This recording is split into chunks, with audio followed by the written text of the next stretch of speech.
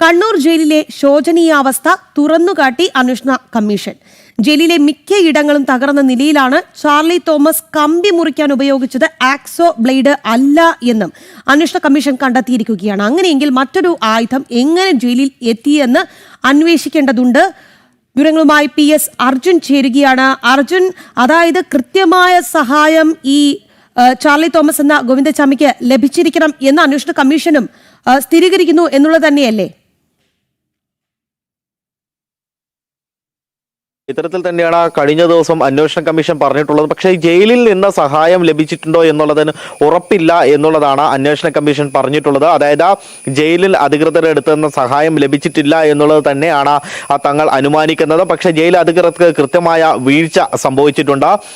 ഇത്തരത്തിൽ ഇയാൾ ജയിൽ ചാടിക്കഴിഞ്ഞപ്പോൾ 3 മണിക്കൂർ ജയിൽ കോമ്പൗണ്ടിൽ തന്നെ ഉണ്ടായിരുന്നു. ഇത് തികച്ചും ഇവരുടെ ഭാഗത്തു നിന്ന പിഴവ് തന്നെയാണ്. ഈ 3 മണിക്കൂറിലധികം ഈ ജയിൽ കോമ്പൗണ്ടിൽ ഉണ്ടായിട്ടും ഇയാളെ കണ്ടെത്താൻ സാധിച്ചിരുന്നില്ല. മാത്രമല്ല, ഇതിനുശേഷം ഇയാൾ പുറത്തു പോയപ്പോഴും ഇവരെ പോലീസിന് വിവരം അറിയിക്കാൻ താമസമുണ്ടായിരുന്നു. ഇതും വലിയ രീതിയിലുള്ള ഒരു അലംഭാവം സൃഷ്ടിച്ചു. ഇവർക്ക് രക്ഷപ്പെടാനുള്ള ഒരു പഴുത് സൃഷ്ടിക്കുന്ന ഒരു സാഹചര്യം ഉണ്ടായിരുന്നു. അല്ല എങ്കിൽ നേരത്തെ തന്നെ ഇയാളെ പിടികൂടാനുള്ള ഒരു സാഹചര്യം ഒരുക്കുമായിരുന്നു. മാത്രമല്ല, മറ്റൊരു കണ്ടെത്തൽ എന്ന് പറയുന്നത് ഈ ആക്സൽ ബ്ലേഡ് ഉപയോഗിച്ചുകൊണ്ട് ഇത്രയും വലിയ 4 കനമുള്ള ഒരു കമ്പി മുറിക്കുക എന്ന് പറയുന്നത് അസംഭവമാണ്. അത്തരത്തിൽ യാതൊരു കാരണവശാലും ഇത്തരത്തിൽ കമ്പി മുറിക്കാൻ കഴിയില്ല എന്നുള്ളതാണ് ഈ കമ്മീഷന്റെ കണ്ടെത്തലുള്ളത്.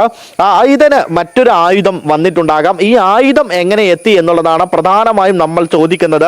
സ്വാഭാവികമായിട്ടും അന്വേഷണ കമ്മീഷൻ കണ്ടെത്തിയത് ഇതാണ്: ഇത്തരത്തിലുള്ള ഒരു കമ്പി മുറിക്കാൻ എത്ര നാൾ കഴിഞ്ഞാലും ഈ ആക്സൽ ബ്ലേഡ് കൊണ്ട് മുറിക്കാൻ കഴിയില്ല എന്നുള്ളത് തന്നെയാണ് അന്വേഷണ കമ്മീഷൻ കണ്ടെത്തിയത്. പക്ഷേ ഏത് രീതിയിൽ ഈ ആയുധം എത്തി എന്നുള്ളത് ഇന്റേണൽ ആയിട്ട് അന്വേഷിക്കേണ്ടതുണ്ട്. ഈ ജയിൽ വകുപ്പ് തന്നെ അന്വേഷിക്കേണ്ടതുണ്ട്, അല്ലെങ്കിൽ പോലീസ് വകുപ്പ് അന്വേഷിക്കേണ്ടതുണ്ട്.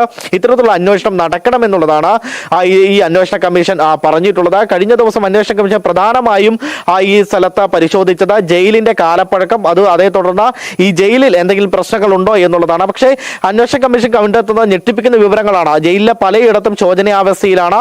പല സ്ഥലങ്ങളും ഇടിഞ്ഞു വീഴാൻ പോകുന്ന സാഹചര്യത്തിലാണ് ജയിൽ ഉള്ളത് എന്നുള്ളതാണ്. മാത്രമല്ല, ഇവിടെയുള്ള ആളുകളെ പാർപ്പിച്ച് ഈ ഒരു പ്രതികളെ പാർപ്പിച്ചിരിക്കുന്ന സ്ഥലത്ത് വേണ്ടത്ര പോലീസ് വിന്യാസം ഇല്ല, അല്ലെങ്കിൽ ജയിൽ അധികൃതർ ഇല്ല എന്നുള്ളതാണ് പ്രധാനമായിട്ടുള്ള ഒരു വസ്തുത എന്ന് പറയുന്നത്.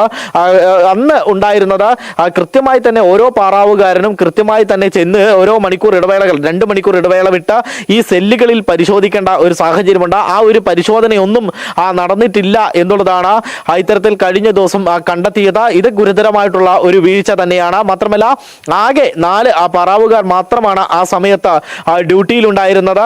ഇവർ പോലും കൃത്യമായും ഇയാളെ കണ്ടില്ല എന്ന് പറയുമ്പോൾ അത് കൃത്യമായും തന്നെ വലിയ രീതിയിൽ ഒരു അലംഭാവം ഉണ്ടായിട്ടുണ്ട്, അല്ലെങ്കിൽ അവിടെ ഒരു നോട്ടക്കുറവ് ഉണ്ട് എന്നുള്ളതാണ് പ്രധാനമായും കമ്മീഷൻ കണ്ടെത്തുന്നത്.